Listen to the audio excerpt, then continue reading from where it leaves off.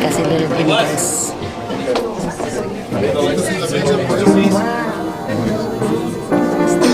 Yesus lahir di sini. So tadi yang tempat bintang adalah tempat di mana Nabi Isa atau Yeshua atau Yesus lahir. So guys, di tempat kelahiran Nabi Isa atau Yesus atau Yeshua ini dibagi dengan dua gereja. Yang satu ya gereja Katolik, yang satu adalah gereja Ortodok.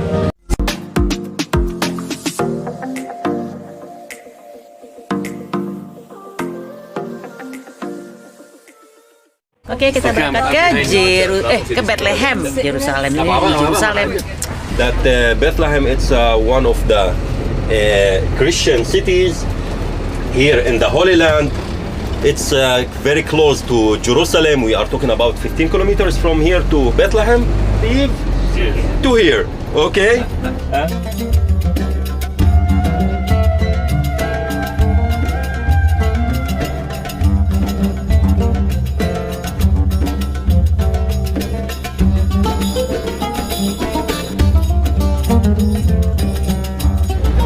Guys, sekarang aku udah masuk ke Bethlehem. Itu tadi ngelewatin tembok pemisah antara Israel dengan Palestina. So sekarang Bethlehem adalah teritori Palestina. Nah guys, aku sekarang berada di tembok. Kalau orang Israel itu bilangnya adalah tembok security. Kalau orang Palestina bilangnya tembok pemisahan. Jadi yang di sini udah di bagian set Palestina banyak grafitinya guys. Bedanya kalau di bagian sisi Palestina tuh banyak gambar-gambar grafiti, tapi kalau misalnya di bagian sisi yang dari pihak Israel gambarnya nggak ada gambar-gambar grafiti yang polos.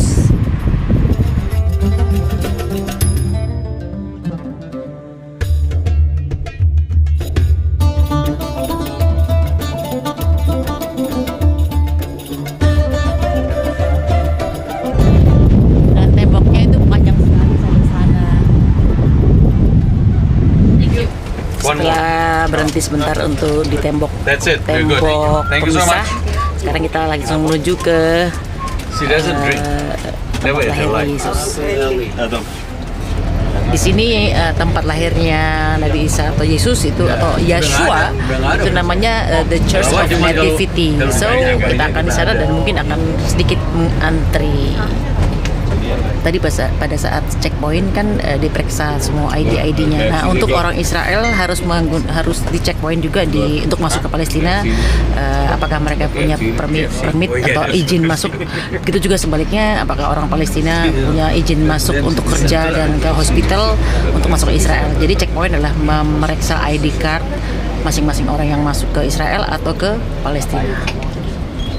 Jadi orang Palestina bisa masuk ke Israel, orang Israel bisa masuk ke Palestina. Oke, kita sampai guys.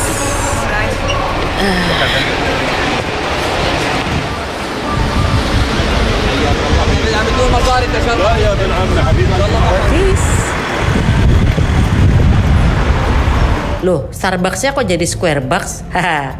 Oke guys, gereja The Church of Nativity ini dibangun oleh Saint Helena, ibu dari Konstantin ya abad keempat. Karena pada saat itu semua Romawi dirubah menjadi Kristen. So ini ini benar-benar gereja yang dari 1600 tahun yang lalu. Dan di depannya sana ada masjid. Jadi antara gereja dan masjid berdampingan. Luar biasa. Dan untuk masuk ke pintu sana itu harus menunduk karena dulu dibangun pada saat zaman perang salib, karena dulu zaman itu tentara perang salib masuk ke tempat gereja ini dengan menggunakan kuda dan baju tentara yang berat. So dibangunlah pintu yang sangat sempit supaya tidak bisa masuk dengan kuda dan juga baju yang berat itu. So kita harus menunduk untuk masuk ke gereja The Native of Church ini. Nih ya, nih aku masuk ke, aduh. Oke. Wow.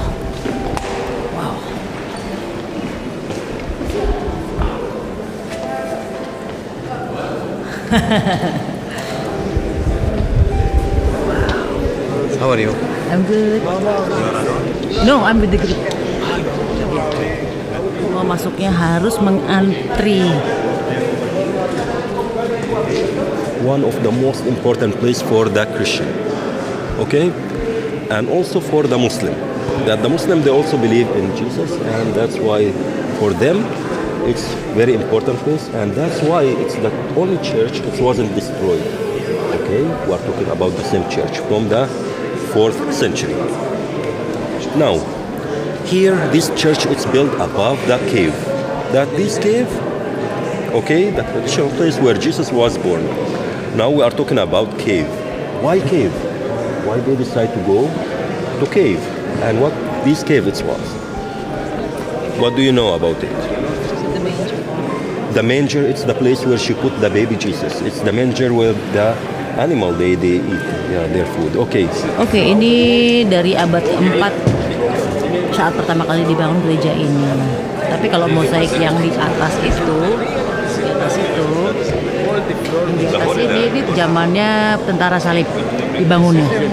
Untuk menunggu satu persatu, antri untuk masuk untuk melihat tempat lahirnya Nabi Isa atau Yeshua atau Jesus. Kenapa dipilih kandang untuk tempat melahirkan Nabi Isa atau Jesus? Karena menurut kaum Yahudi, hukum Yahudi adalah jika perempuan melahirkan itu kan dianggap kotor, jadi dia harus berada di tempat yang kotor, sehingga kandang yang dipilih untuk berdarah-darah bekas melahirkan nggak ada masalah. Dan juga kenapa dipilih kandang, karena takutnya musim dingin dan kandang itu adalah tempat yang sangat hangat dan juga tempat sembunyi Maryam, karena beliau kan belum menikah dan dia melahirkan seorang anak yang takutnya dianggap anak perzinahan.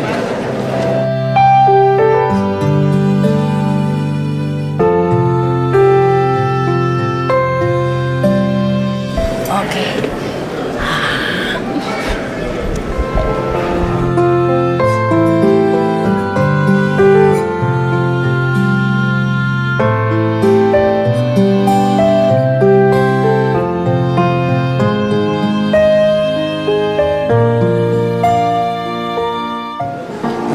Dikasih lilin ini guys.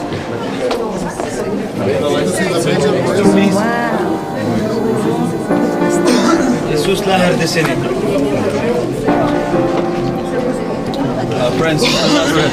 So tadi yang tempat bintang adalah tempat di mana Nabi Isa atau Yeshua atau Yesus lahir.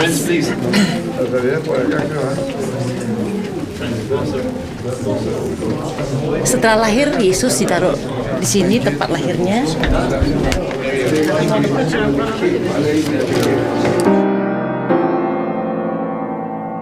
Nah, di sini tempat kita harus antri satu-satu untuk melihat tempat lahir dan juga tempat ditaruhnya Yesus. Alhamdulillah di sini guys. Ini tempat masuknya berada di sini. Kita harus antri satu-satu ya. Yang di atas ini adalah Hieronymus, adalah penterjemah dari seluruh Injil versi asli ke bahasa Latin yang dipakai seluruh dunia. So guys, di tempat kelahiran Nabi Isa atau Yesus atau Yeshua ini dibagi dengan dua gereja. Yang satu ya gereja Katolik, yang satu adalah gereja Ortodok Kristen. Sekarang aku berada di tempat gereja Katolik.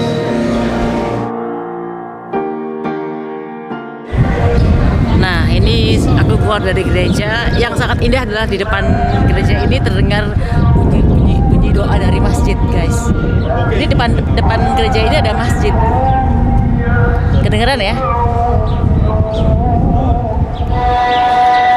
Nah, sekarang azannya. Azan. I heard the azan. Lihat ini gerejanya. Di sebelah sana seberangnya suara azan. Masya Allah ya, luar biasa. Sangat jadi berdampingan antara Kristen dan juga Islam.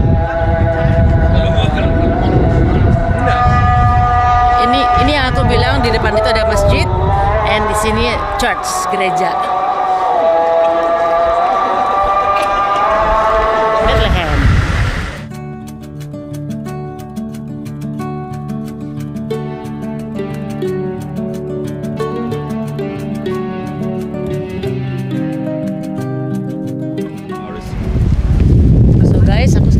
di Bet Sahur itu sebelahnya Bethlehem, di mana di sini adalah tempatnya ladang penggembala yang didatangi malaikat pada saat Yesus sebelum lahir. Mereka dikasih tahu bahwa harus ke Bethlehem karena akan datang Al-Masih atau Mesias yang akan lahir di Bethlehem.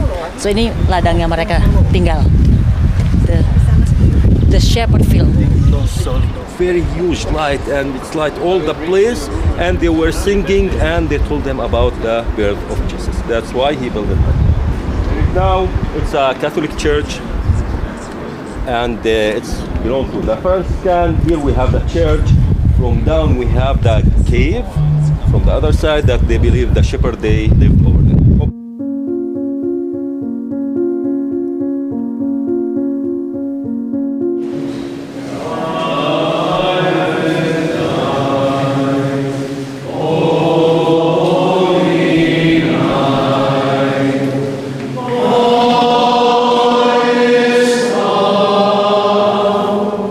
Ini adalah kitab Injil dari bahasa seluruh negara, termasuk kitab Injil berbahasa Indonesia.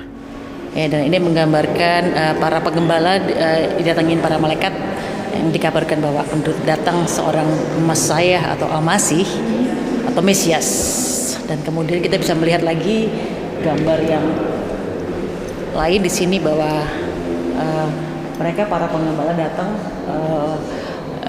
karena disuruh malaikat bahwa kamu harus menemui seorang perempuan yang menggendong bayi, yaitu adalah Bunda Maria atau Siti Maryam, ibunda dari Yesus, Yeshua atau Nabi Isa.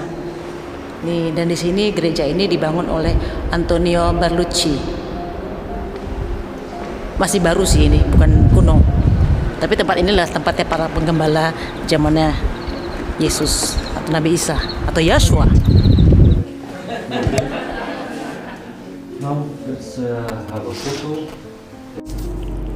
Di lokasi inilah para penggembala ternak itu tinggal di dalam gua.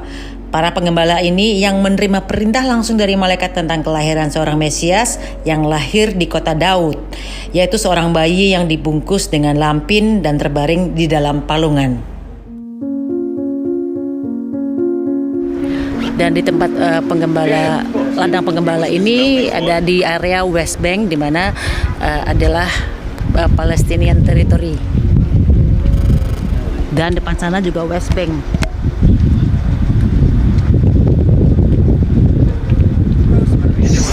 Bet Sahur.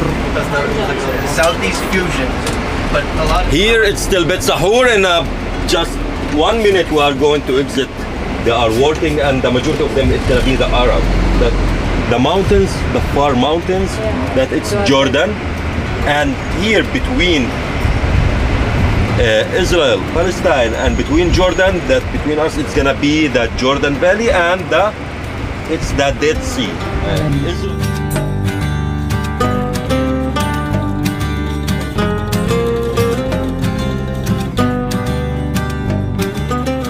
So guys, di depan hotel yang tadi aku ceritain, ini ada ini hotelku depan situ, ini adalah makam Islam kuno yang masih dilestarikan oleh Israel.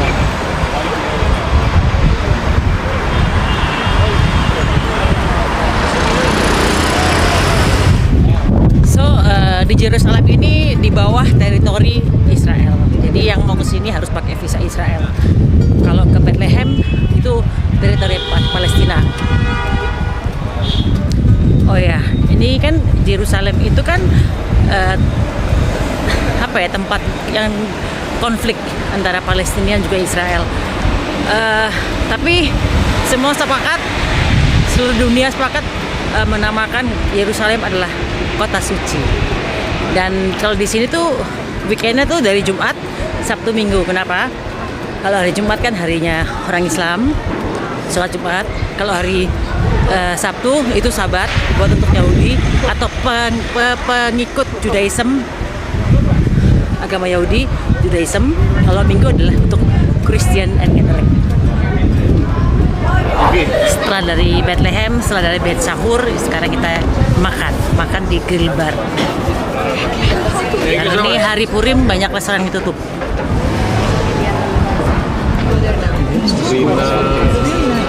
Dan di sini juga di mana-mana banyak tentara yang jagain kita supaya nggak ada keributan. Jadi jangan heran kalau di Yerusalem, di Tel Aviv, di mana-mana tuh kita lihat banyak tentara-tentara Israel yang berjaga-jaga di sini. Gila ini as. This is like Aduh, looks like guys. double dip, but it's not double dip, huh? Makan Because ya. it's one time like that, and then Gokil makanannya semua, ada daging kambing, sapi, ayam, segala macam daging dipesan deh. Yang pasti nggak ada adalah daging. Oke, dan aku sekarang berada di Christian Quarter atau bagian Christian, bagian sisi Christian ya guys.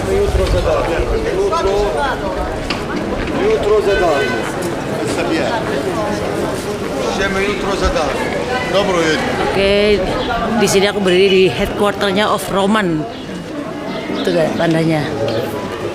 Carrying the cross Oh. from here, and he wear the Crown. crown of thorn. Di first station atau tempat di Roman yang aku tunjukin tadi itu adalah tempat pertama kali Yesus jalan membawa salib menuju Golgota.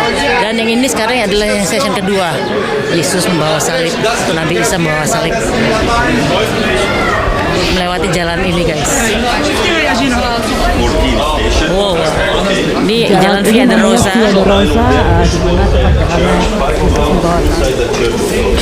Ini Via Dolorosa adalah jalan di mana yang tadi Yesus membawa salib sampai dengan 14 titik atau 14 station.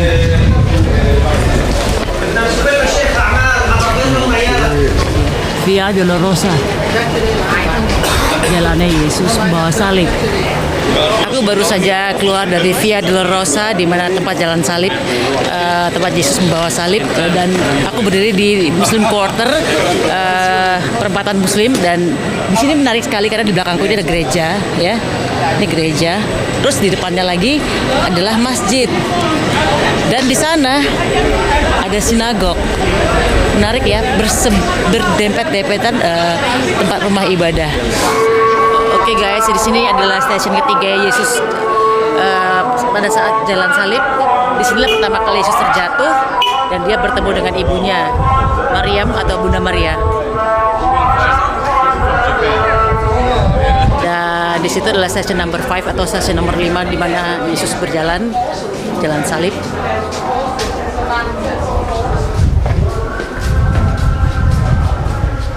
Oke, ini di stasiun yang ke-6 di mana Yesus bertemu dengan Veronica yang mengusap wajahnya pada saat Yesus membawa salib.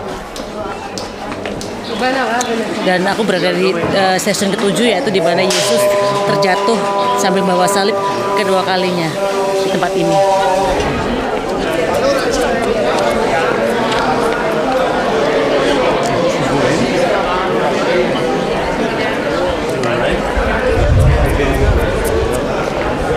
Okay, Yes. here is the Church of the Holy Sepulchre where Jesus was crucified. Here inside the church we have the Golgotha, that is exactly the place where Jesus was crucified, and we have the tomb of Jesus, the holy empty tomb of Jesus. Oke, jadi di sini kita akan masuk ke arah ke Golgota dan kemudian ada tempat makamnya Yesus dan di mana tempat Yesus dimandikan. Yuk kita masuk. Untuk ke Golgota harus naik ke atas sana guys.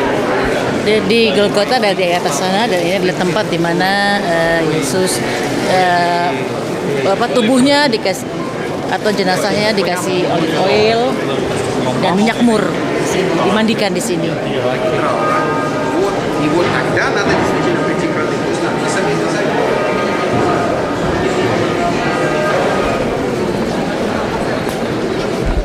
Dan aku berada di sebuah makam di mana dekat sekali dengan tempat Yesus dimakamkan. Sini nih di sebelah itu ada tempat Yesus dimakamkan dan harus antri ya. Jadi pada saat zaman Yesus ini yang bisa dimakamkan di sini di sebelah makam Yesus adalah hanya orang-orang kaya yang bisa tadi masuk ke atau dimakamkan di situ. Wow. So guys, ini adalah makam yang dibangun kembali oleh Saint Helena dulu makam ini dihancurkan oleh Romawi, di mana niatnya adalah untuk supaya orang-orang melupakan Yesus. Tapi sekarang kemudian kemudian dibangun kembali oleh Saint Helena, dan inilah makam yang dibangun kembali. Dan harus antri ya guys.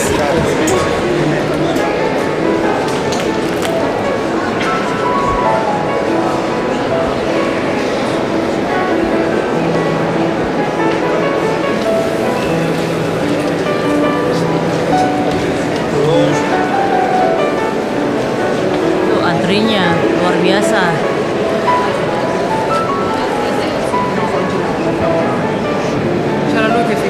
Di atas itu adalah Golgota. Bukit Golgota. Oke guys, selesai untuk tour untuk umat Kristen. Dan di depan Bukit Golgota tadi ini gereja, ini depannya ada masjid dari Umar bin Khattab. Ya tadi aku lupa informasiin bahwa yang mengkontrol Masjidil Aqsa itu adalah dari Israel dan juga dari Jordan. Jadi dikontrol oleh dua negara Masjidil Aqsa itu. Yesus Kristus, Sang Raja kemuliaan yang kekal itu, datang ke dunia dalam kesederhanaan untuk menyelamatkan manusia berdosa. Betapa banyak perbuatanmu ya Tuhan, sekaliannya Kau jadikan dengan kebijaksanaan, bumi penuh dengan ciptaanmu. Mazmur 104 ayat 24.